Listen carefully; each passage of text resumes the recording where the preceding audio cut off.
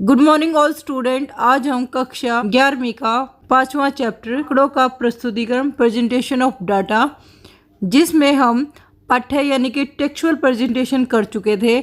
आज के इस लेक्चर में हम पढ़ेंगे टेबलर प्रेजेंटेशन क्या होती है, टेबलर प्रेजेंटेशन के अंदर कौन कौन से गुण होने चाहिए, किस तरह टेबलर प्रेजेंटेशन बनाई जाती है।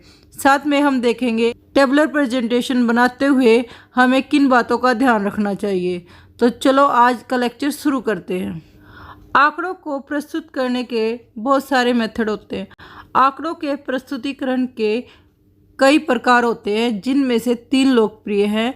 वो है पाठ्य वर्णनात्मक प्रस्तुतिकरण, सारणीय प्रस्तुतिकरण और चित्रमय प्रस्तुतिकरण। पहले वाले लेक्चर में हम कर चुके हैं वर्णनात्मक यानी कि डिस्क्रिप्टिव प्रेजेंटेशन क्या होता है।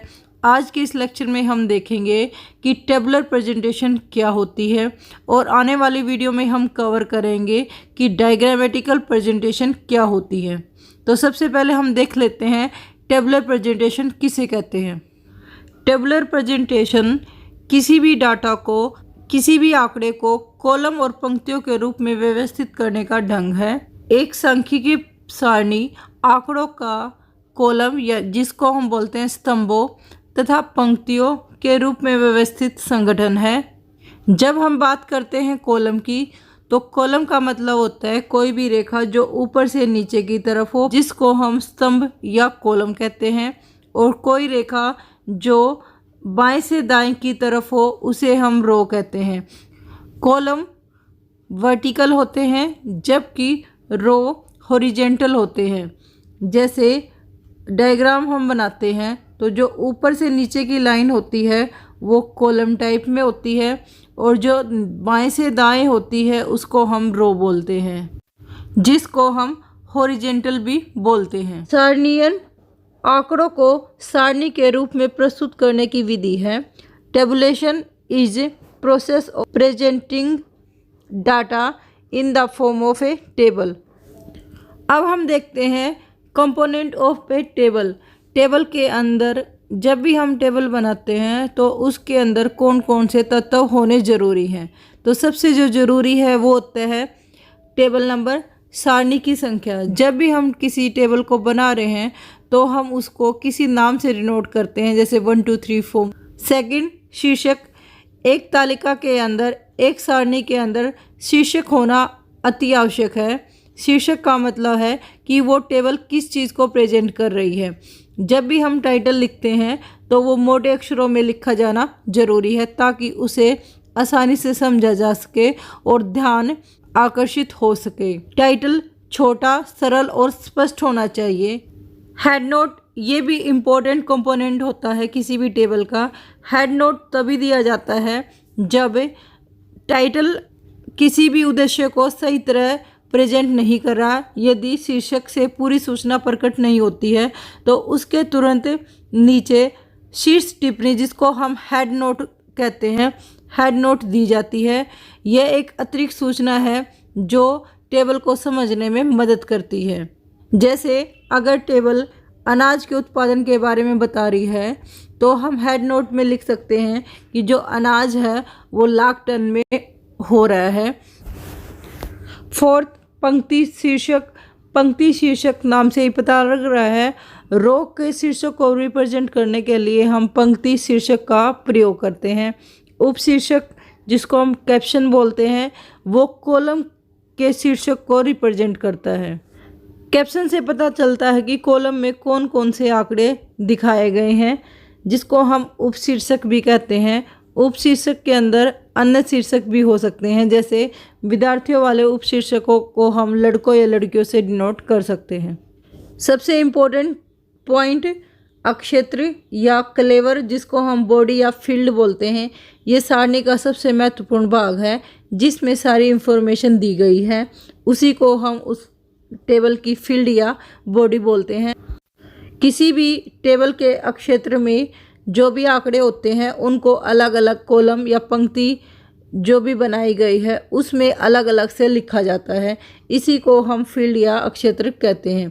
जब प्रत्येक आंकड़े को कॉलम व पंक्तियों द्वारा बनाए गए खानों में अलग अलग लिखा जाता है तो उसे हम क्लेवर या अक्षत्र कहते हैं।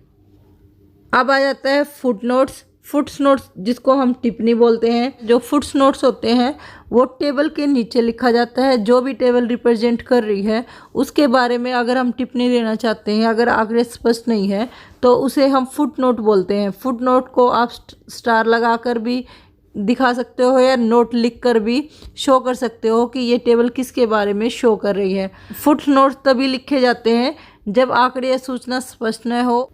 लास्ट इम्पोर्टेंट सोर्स को हम हमेशा टेबल के नीचे शो करते हैं जब सारणी सेकेंडरी डाटा से बनाई गई है। सेकेंडरी डाटा का प्रयोग करके जब हम टेबल को बनाते हैं तो हम लिखते हैं कि हमने ये जो आंकड़े प्राप्त करे हैं वो कहाँ से करे हैं, तो उसी को हम सोर्स बोलते हैं।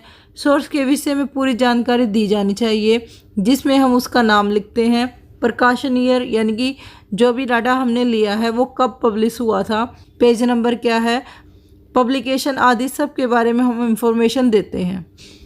उदाहरण के लिए एक टेबल दी गई है जिसमें टेबल संख्या 1 है, तालिका नंबर 1 से शो हो रही है। ये टेबल का टाइटल है 2008-9 में भारत में खाद्यान्नों का उत्पादन, production of food grain in India in 2008 and 9। यहाँ कॉलम में खाद्यान्न का शीर्षक है जिसको हम कैप्शन बोलते हैं, जबकि रो में जो उत्पादन है, रो का जो कॉलम है उसको हम उत्पादन से शो कर रहे हैं। अब हम देख लेते हैं कि अच्छी सारणी कैसे बनाई जाती है। Guideline for the construction of a table are feature of a good table.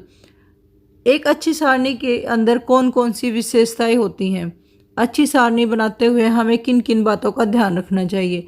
अच्छी सारणी का निर्माण वास्तव में निर्माणकर्ता की सामान्य बुद्धि और सारणी के उद्देश्य पर निर्भर करता है। यद्यपि सारणी बनाने के बारे में कोई निश्चित या दृढ़ नियम नहीं है, परंतु अच्छी सारणी बनाने के लिए हमें कुछ बातों को ध्यान में रखना आवश्यक है। वो बातें निम्नलिखित हैं। सुझाव। सबसे पहले जो शीर्षक है वो हमेशा इंफॉर्मेशन के अनुकूल होना चाहिए। सारणी जिसके बारे में इंफॉर्मेशन दे रही है हमें शीर्षक भी वही लिखना चाहिए। Title as a comparable with the objective of the study. सारणी का शीर्षक सबसे ऊपर तथा बीच में दिया जाना चाहिए। यह जांच के उद्देश्य के अनुकूल होना चाहिए। शीर्षक ऐसा होना चाहिए जो अट्रैक्टिव हो, अच्छा हो, विषय के अनुरूप होना चाहिए। सेकंड, तुलना, कंपैरिजन कर सकते हो, क्योंकि स्टैटिक्स में बिना कंपैरिजन के तुलना के आप निष्कर्ष नहीं निकाल सकते हो। इसलिए सारणी बनाते समय हमें यह ध्यान रखना चाहिए कि जो भी इंफॉर्मेशन हम उसके अंदर डाल रहे हैं उनके बीच में तुलना की जा सके। उन्हें एक दूसरे के पास वाले कॉलम या पंक्तियों में रखना चाहिए। तुलना की सुगमता के लिए एक दूसरे के पास वाले जो कॉलम है और पंक्तियों की जो तुलना है वो अधिक रहते हैं। मतलब जब हम कॉलम और पंक्तियों को एक साथ रखते हैं तो उनके बीच में कंपैरिजन करना आसान होता है। विशेष महत्व, स्पेशल एम्फेसिस। स्पेशल एम्फेसिस, अगर सारणी के अंदर कोई इम्पोर्टेंट इंफॉर्मेशन है तो उन्हें हमें सबसे ऊपर वाली पंक्ति में लिखना चाहिए या तो उनको कॉलम में लिखना चाहिए सबसे ऊपर, या उनको रो में लिखना चाहिए, या तो ऊपर वाली पंक्ति में या सबसे बाईं वाली कॉलम में लिखा जाना आवश्यक है। विशेष तथ्यों को कॉलम या पंक्ति में मोटे अक्षरों में प्रकट करना आवश्यक है, तभी उनको इजीली हम समझ सकते हैं। आइडल साइज का मतलब है कि सारणी ना तो बहुत बड़ी होनी चाहिए और ना ही वो छोटी होनी चाहिए। अगर सारणी ज़्यादा लंबी है उसको समझने में कठिनाई महसूस होती है और अच्छे से कंक्लूजन हम नहीं निकाल सकते। सारणी को आदर्श आकार की होनी चाहिए और आदर्श आकार के लिए ज़रूरी है कि जो भी इंफॉर्मेशन है वो उस टेबल में आ जाए और टेबल की लेंथ है वो काफ़ी लेंथी ना हो। इसलिए पहले हमें रफ पेज पर एक ड्राफ्ट बना लेना चाहिए कि हमें कितने कॉलम और कितनी पंक्तियों की आवश्यकता है। उसके बाद ही हमें आंकड़ों को प्रकट करना चाहिए। पंक्ति शीर्षक इसलिए दिया जाता है ताकि सारणी को अच्छी तरह रिप्रेजेंट किया जाए। अगर पंक्तियों की संख्या काफ़ी लंबी है तो सारणी के बाईं ओर पंक्तियों के अनुशीर्षक, जिसको हम स्टब एंट्री कहते हैं, वो दी जानी आवश्यक है। फिर आ जाता है सुनने का प्रयोग। सुनने का प्रयोग केवल मात्रा की अनुपस्थिति में किया जाता है। जब किसी कोई भी मात्रा अनअवेलेबल है, वो मात्रा नहीं है, तो वहाँ हम जीरो का प्रयोग करते हैं। लेकिन यदि सामग्री दी नहीं है, उसके बारे में हमें कोई इन्फॉर्मेशन नहीं है, तो वहाँ हम लिखते हैं NA नॉन अप्लीकेबल। उसके बारे में हमें कोई इन्फॉर्मेशन नहीं है, या हम डैश का प्रयोग करते हैं। शीर्षक, जो भी शीर्षक है उसका प्रयोग हमें एक वचन में करना चाहिए। जैसे अगर टेबल वस्तुओं को रिप्रेजेंट कर रही है तो वस्तुओं की जगह पर हम वस्तु का प्रयोग करेंगे। संक्षिप्त शब्द का प्रयोग हमें कम से कम करना चाहिए। सारणी के शीर्षक व उपशीर्षक में संक्षिप्त शब्दों का प्रयोग जैसे गवर्नमेंट आदि का प्रयोग नहीं करना चाहिए। एक्स्ट्रा शब्द आदि या डिट्टो का भी प्रयोग नहीं करना चाहिए, क्योंकि अगर हम सारणी में ही हम एब्रीवेशन का प्रयोग करेंगे तो वो देखने में अट्रैक्टिव नहीं लगेगा और साथ में कई बार मिसअंडरस्टैंडिंग क्रिएट करता है। टिप्पणियाँ तभी देनी चाहिए जब वो आवश्यक है। टिप्पणी को सारणी के आंकड़ों से संबंधित करने के लिए हमें अंकों के स्थान पर चिन्हों के स्थान का प्रयोग करना चाहिए। इकाइयाँ यूनिट्स, सारणी के उपयोग में की गई इकाइयों के बारे में कॉलम के ऊपर, जिसको हम अनुशीर्षक बोलते हैं, के सामने लिखा जाना जरूरी है। यदि संख्या काफ़ी है तो उनके 3 अंकों को हटाकर हम ऐसे लिख सकते हैं रुपीज़, टन, हेक्टेयर आदि। योग या टोटल, सारणी के आंकड़ों के प्रत्येक वर्ग के लिए उपयोग बनाना जरूरी है, ताकि नीचे हम उनका कुल टोटल कर सके कि ये कितनी इंफॉर्मेशन हमें दे रहा है। साथ में प्रतिशत और अनुपात, अगर डाटा परसेंटेज में शो हो रहा है तो आवश्यक है कि हम आंकड़ों को प्रतिशत या अनुपात में भी प्रकट कर सके। कई बार हम आंकड़ों को उनकी मात्रा में प्रेजेंट न करके बल्कि परसेंटेज और रेशो में प्रेजेंट करते हैं। परसेंटेज का मतलब है जैसे कि जो उत्पादन हुआ है वो 50% हुआ है 2004-5 में, जबकि 5 और 6 में 60% हुआ है। तो हम परसेंटेज में भी शो कर सकते हैं, रेशो में भी शो कर सकते हैं, जरूरी नहीं वो मात्रा में ही शो हो। Next, source of data. सारणी के नीचे यह लिखा जाना जरूरी है कि जो आंकड़े हमने प्राप्त करे हैं वो कहाँ से करे हैं। साइज ऑफ कॉलम का जो आकार है वो प्राप्त सूचना व स्थान के आधार पर ही करना चाहिए। जितनी इंफॉर्मेशन हमारे पास है उसके अकॉर्डिंग ही हमें कॉलम बनाने चाहिए, ऐसे ही हमें रो भी बनाने चाहिए। स्तंभों की व्यवस्था, रूलिंग ऑफ कॉलम, स्थान के अनुसार मोटी व हल्की रेखाओं द्वारा हमें खानों में बांटना चाहिए, ताकि आसानी से समझा जाए कि कॉलम इस तरह बनाने चाहिए ताकि देखने वाला उनको अच्छे से समझ सके। सिंपल, इकोनॉमिकल एंड अट्रैक्टिव, जो भी हम सारणी बनाते हैं वो सरल होनी चाहिए, जिसको हम सुगमता से समझ सके, और वो देखने में सुंदर होनी चाहिए। आज के इस लेक्चर में हमने पढ़ा सारणी किसे कहते हैं, सारणी के अंदर कौन कौन से कंपोनेंट होते हैं, एक अच्छी सारणी बनाते समय हमें किन किन बातों का ध्यान रखना चाहिए। आने वाली वीडियो में हम पढ़ेंगे काइंड्स ऑफ टेबल, सारणी के प्रकार क्या होते हैं। आज के लिए इतना ही, धन्यवाद।